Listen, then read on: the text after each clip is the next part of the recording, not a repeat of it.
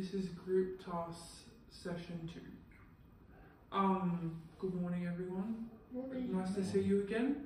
Like last time, if there is an emergency, we'll be leaving out this door, and if you do need a bathroom break, it's just down there.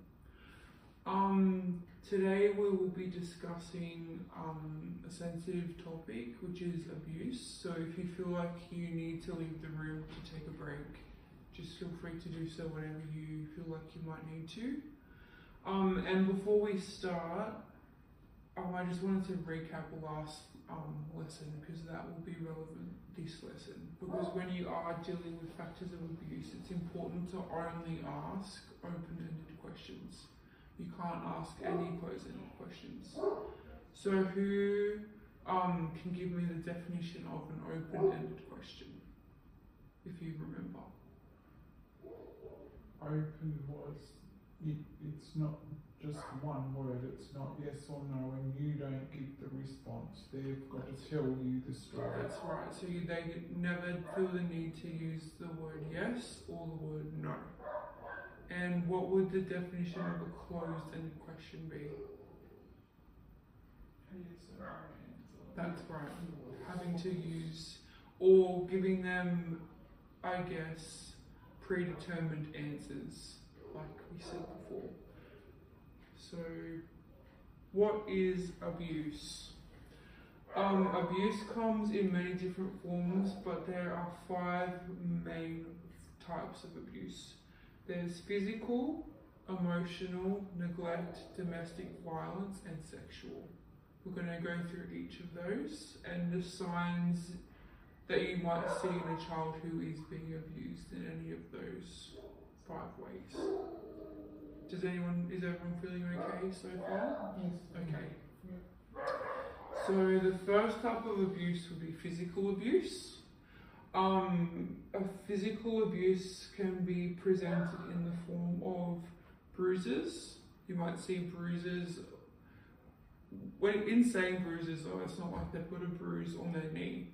It's like excessive bruising in places that might not be seen. Like they might have this excessive bruising on their stomach because the parent or abuser in childcare, they might not see your stomach, but if you have excessive bruising on your arms, it's more likely to be like presented. So they might have excessive bruising on their thighs or stomach or chest. So pretty much where it's hidden. Where it's hidden, or on their back, but like excessive. Like there's a difference between a child has fallen off their bike, so they've got lots of bruising on their back, and where you can see hand marks in places that are covered. So excessive bruising. And I suppose if you saw a bruise on their back and they said they fell off the bike, well, if they had grazes on their arms and things, it makes sense. It would make sense. But if you were to fall off a bike and only had a bruise on your back, that's where you would start to question. So bruises, cuts, and open wounds, but like excessive, all of these would have to be excessive to be considered a form of abuse in childcare. Broken bones,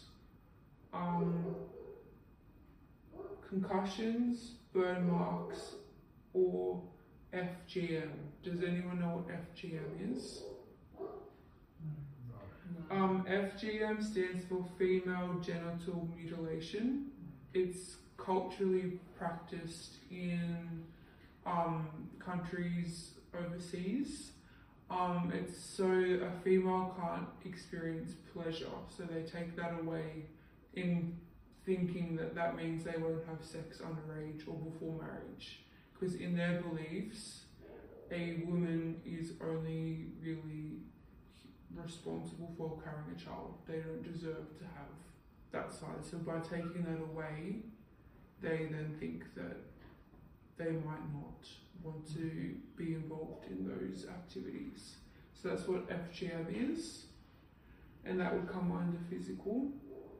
Is everyone feeling okay? Yes. Neglect.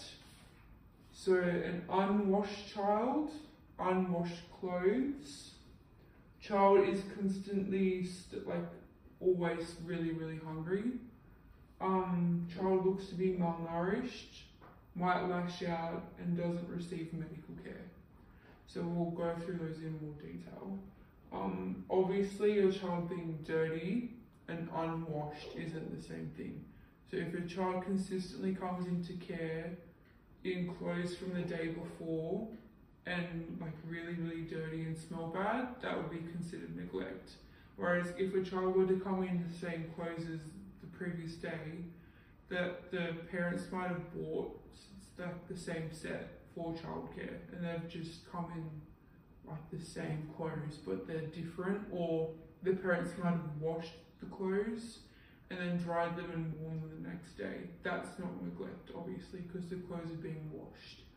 Neglect would be they are 5 days from like 6 a.m. to 6 p.m. and on Friday they're still wearing the same clothes that they were wearing on Monday. That would be considered neglect. Same as unwashed child. Like there's a difference between having a bath, they've gotten dirty in the morning and then come to school. But you can tell if a child hasn't been washed from nights before, they would smell really bad.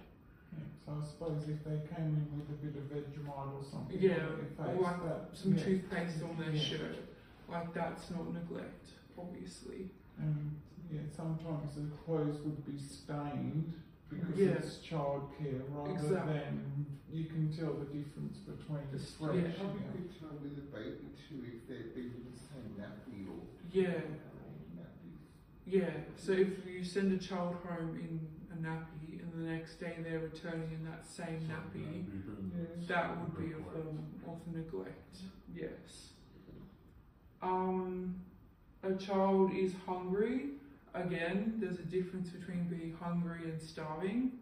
Like if a child is eating 5 servers of breakfast and No, they can't do they can't, and they're eating it really quickly, they look really skinny. There's a difference between being underweight and malnourished. Like their cheeks might be sunken in, like eating a lot of food. Like if you're eating that much food, you shouldn't look like that. So they're obviously not being fed at home. That would be a form of neglect. Lashes out.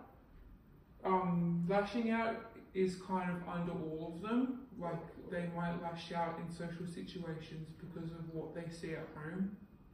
So that lashing out kind of comes under all of them. And doesn't receive medical care. Like if they're constantly unwell, but like severely unwell. Like it's not just, oh, they've got a cold, I'll give you some Panadol. It's like they've got a chest infection for 4 months kind of thing, and they're not receiving the treatment that they should be. Like the parent isn't taking them to the doctors or trying to fix it. They're kind of just letting it. I've got severe nappy rash or Yeah. something like that. Sore. Exactly. Yeah. Any questions so far? No? Emotional abuse. They might rock themselves or bang their head to stimulate themselves. Crying excessively or not crying at all. Displays significant delays in both fine and gross motor abilities. Fine motor is like holding a pencil, sorting, like playing with small toys, like using your fingers, and gross motor is like running, jumping, walking. So if they're delayed in that sense, it could be emotional abuse. Parent/carer of the child is unresponsive or impatient with their child. Emotional cues, and parent or carer of the child is unresponsive or impatient to their child's emotional cues or unreceptive of support of any kind. So if you bring up these matters with the parent and they brush it off, that is a form of emotional abuse and neglect. So they kind of tie in together. Crying excessively is on and off. Like it could be emotional abuse, like they're not receiving the attention at home, so they cry excessively at school. But again, that could just be them missing their parents. Like you can you can kind of tell by the parent if that would be emotional abuse or not. Yeah, exactly. That's right. Yeah. Or not crying at all. That could be a form of like self-preservation almost. Like, or when I cry at home, I get in trouble, so I'm not going to cry at school because I don't want to get in trouble. That could be a form of emotional abuse. Display significant delays in fine or gross motor abilities. That's more in younger kids. So if you're 2 years old and still aren't walking, that could be a sign of emotional abuse, and also neglect, because at home they might just be put in front of the TV all day and not given the chance to walk or experience those, I guess, things that would make you walk or crawl, that kind of thing. So it kind of goes off age too. So if you're 3 years old and you still can't run and catch a ball, that could be a sign of emotional abuse or neglect. Parent or carer is unresponsive or impatient with their child. Like if the child runs up all excited to the parent and the parent just brushes them off and isn't excited to see them, that could be just because they've had a rough day or how they are as a parent. But like if it's consistent and you can see all these other signs in the child too, that's when it would be, you'd follow the steps which I'll go through soon. Sexual abuse could be injury to the vaginal or rectal area, bruising, bleeding, discharge, or inflammation. Excessive injury to areas of the body such as breasts, buttocks, or upper thighs could be an indicator of abuse. Discomfort urinating or defecating, presence of foreign bodies in the vagina or rectum, sexually transmitted infections obviously shouldn't be present in a child, that's an obvious sign of sexual abuse, or frequent urinary tract infections is also a sign of sexual abuse. Does anyone have any questions about that? No? Is everyone still okay with continuing? No one needs a break? No? Domestic violence includes many different forms of abuse, not just one category. So domestic violence could be neglect. Domestic violence could come in the form of sexual abuse. Like domestic violence is more of like an umbrella of everything. But some signs of domestic violence could be speech disorders or delays, because they're too scared to talk almost at home, so they don't get to develop their language. They only really get to develop it at school, but if they're only at school 2 days a week, they might experience delays in their language.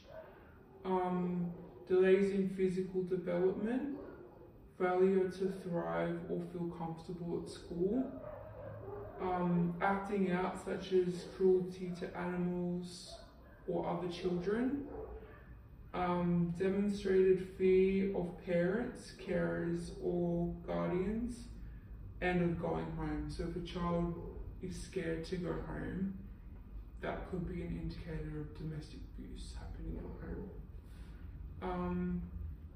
Overly competent, shy, withdrawn, passive, and uncommunicative behaviour.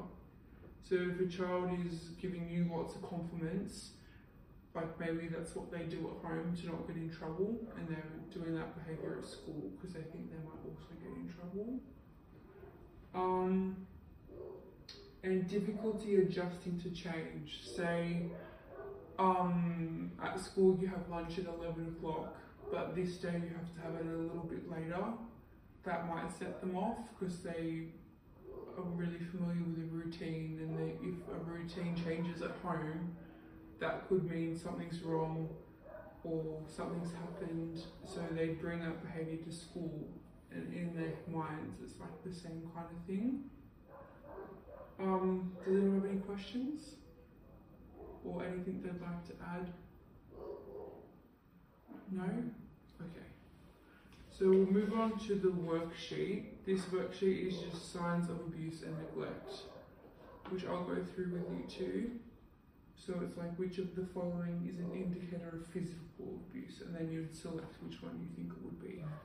Because it's multiple choice? Yes, Okay, and we just circle the correct answer. that's right. And if you're unsure, just ask, and, we can, and we'll go through it at the end too. Okay. I suppose the difficulty adjusting to change, that would be the least one about abuse. That's right. Because that could be ADHD, like It could be anything. anything. With these, it's more if you see lots of them, and then as well as the change, that's when it might click in your mind. Like, say they have speech delays, they have a delay in their gross motor skills, and they don't cope with change. So that's like 3, and you'll say, hey, let's have a look. Yeah. I'll report to my supervisor, kind of thing. But we'll go through the steps after we do this, of what you would do if you were to suspect. Okay.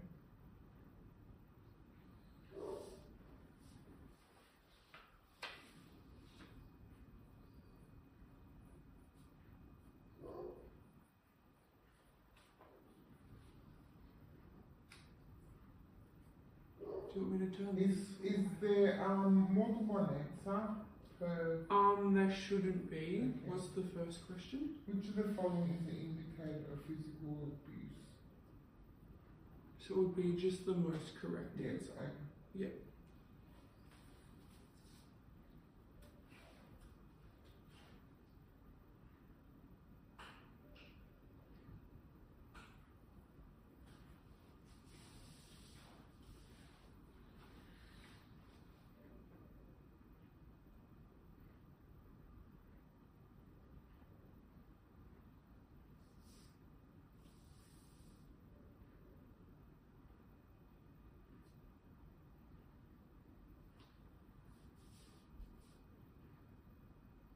Does anyone need any help?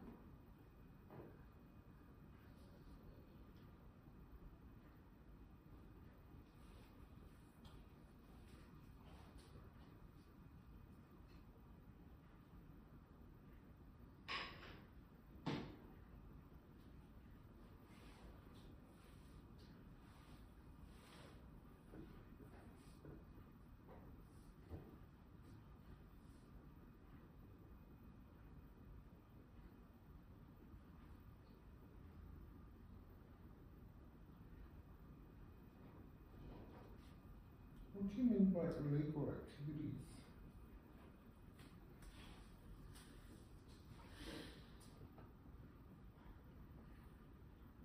It would be probably psychological neglect.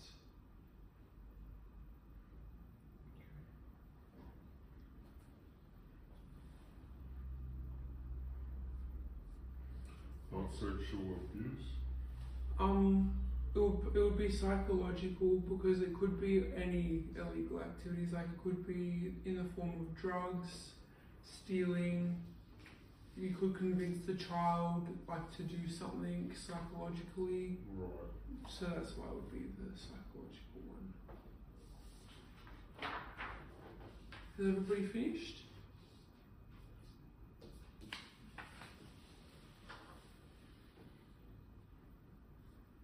For some of these, it probably could depend on like The situation. yeah, Yeah. like for me the illegal it could be a combination of It could be, yeah. a few of them. It was just like a broad. Yeah. Yeah. But that's right.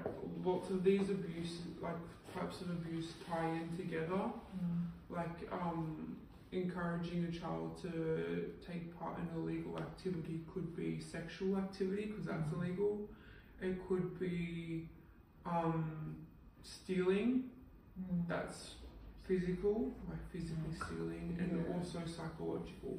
But the most relevant answer would be psychological abuse, which is when you do make a report, that's what they ask for, the most relevant type of abuse. Right. That's why they were very specific answers.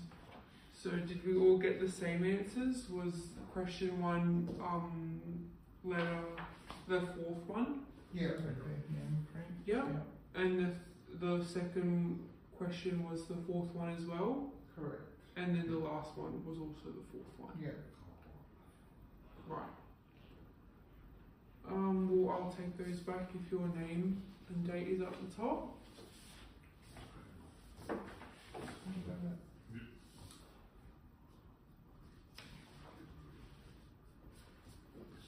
Cool. Thank you. Did everyone find that okay? No one needs a break or any questions or? No You're okay? question. Yeah. I just find, that a lot of those, They all completely tie in, relevant. exactly. Which is what we find in lots of abuse cases.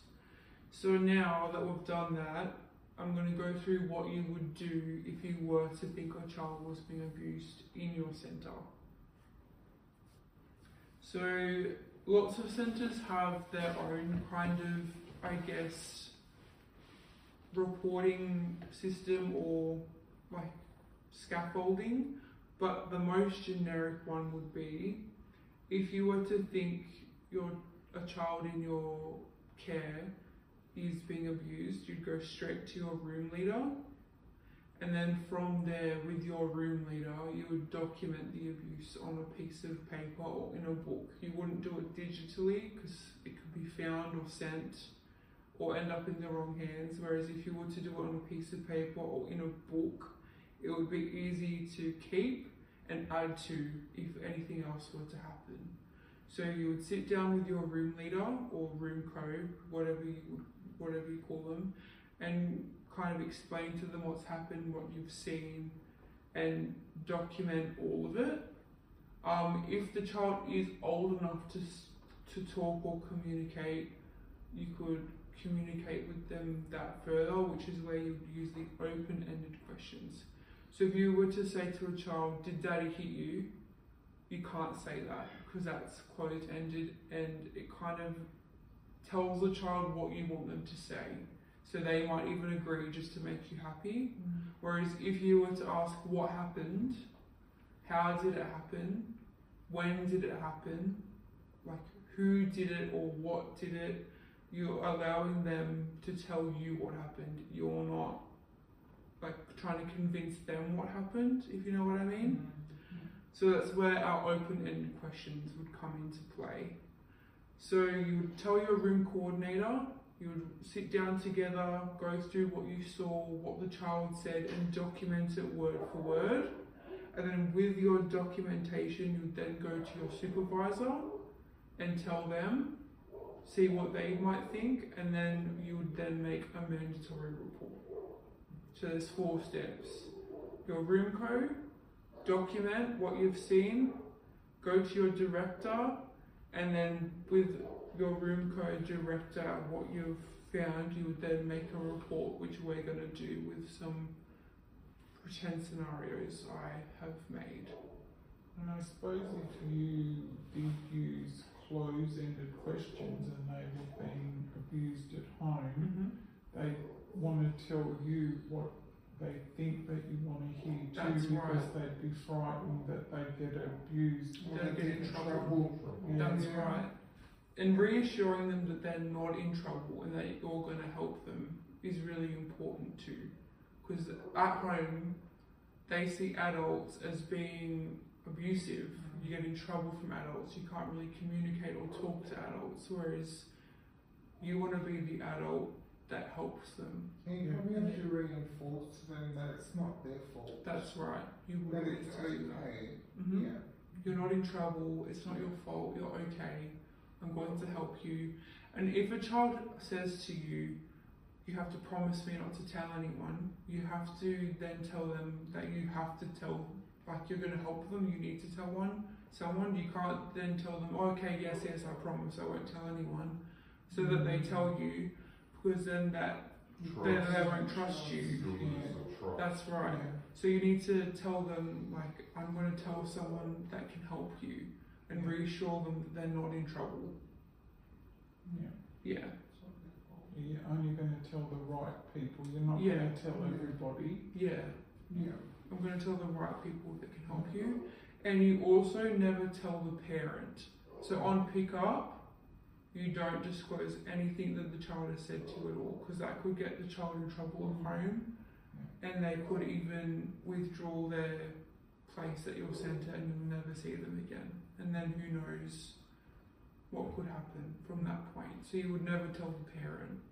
So what if you were talking to the child and the Mhm. child's gone home and said something at home, and then the parent approaches you and In that situation, you would probably take the parent to your supervisor and Okay, discuss yeah. that further with them, yeah, because you wouldn't want to lie to the parent and then get No. the child into trouble. You would say, hey, let's step out, I'll take you to my Yeah. supervisor, and then you would discuss that with them. okay. Yeah, but that was a good question. Does anyone have any other questions before we go on to the next part? So you tell your room coordinator, you then sit down together, document what you've seen, heard, experienced, and then you take that documentation and your room coordinator and go to your supervisor, which is where you will determine whether you need to make a mandatory reporter guide, like follow the mandatory reporter guide, or if you just continue to monitor for more further. Do you recommend taking photographs of the It, children, that pictures of the children's injuries? it depends where the injury might be. Like if you think it might be sexual abuse, you obviously can't take pictures of that. But if it was excessive bruises somewhere, then yes, you could take pictures, or you could describe it in your jotting. It's up to you and the centre, because some centres might say not to take photos, because that could, like an educator taking a picture, say on your iPad, because their iPad's flat, they could see those, and then So the best is to use a paper trail that's and right. don't use any technology. That's right, because anyone could see it. Like you could send it off by accident instead of what you were supposed to send off. It's just better to keep it Yeah. hard copy, Yeah. and then put that hard copy somewhere where it can't be found easily. Yeah. Okay, It's really protecting yourself, isn't it, as well? that's right. It's protecting yourself. That's the end of this lesson. Next lesson, we're going to be making a report. So I'll give you the scenarios. There's 3. And we'll sit down together and go through the mandatory reporter guide, so that if you were to ever need to make one, you would at least be familiar with the steps and what that would look like. Okay. So just Mhm. with that, if a child comes up to you and says, like, it's sore down there, Mm-hmm. but you've seen no other signs, Yeah. how would you approach that situation? The same as if you were to suspect abuse, you'd then tell your room's coordinator, and then you would tell the front, because they might actually just have a UTI and their mum or the dad has gone to the doctor and they've got a medical certificate, but you would approach that like you think it was abuse, just in case it was. Like Yeah. you would still go that same route, tell the room code, document it, take it to the front. Okay. So you're always So you're do always- something. You never Yeah. ignore it. Even That's if it's- right. It's better to. Be safe than Than sorry. sorry. That's Yeah. right. Okay. And it's better to cover yourself too, because if it did come out that the child was being abused and you were witness to the first signs, Yeah. as an educator, you would feel really probably disheartened, Yeah. sad Yeah. that you were the first You one feel they like you told. failed that child. Yeah. you And you feel almost very would guilty. have. Yeah. You probably did fail Yeah. that child by not documenting it first. Yeah. If you do notice parents Mm-hmm. you see abuse coming from the parents to the kids in the daycare, what do you do there? The same route. You document what you've seen, what you've heard. You go to your room code, and then you go to the front. Yeah. Because other people might have seen the same thing. This might be the fourth case. So if you see a parent being quite aggressive towards a child right in front of you, don't try and Don't intervene. break it. No. Okay. Yeah. You would call your room code, you'd document it and take it to the front, and then the front will handle that. As educators, we're not really responsible for that. That's more management's role. So we always just have to take it to management, and then they will sort that So side it's out. like following an issue resolution process. That's so right. Just follow the steps. You just follow the steps, so that you're always covered. The right people always know, and then they're able to do with that information what they need to. Okay. In the So- next lesson, we'll go through these. So we don't always have to wait for a child to come to us. No. If we think something, we can act. Yes. We don't have to You don't wait have for to them. wait. So Okay. pretty much use our spidey senses. If That's they go right, off, your third sense. Yeah. Yeah, Okay. that's right. So no more questions? Nothing to add? Well, I'll see you guys next lesson. Thank you. Thank you. Good afternoon.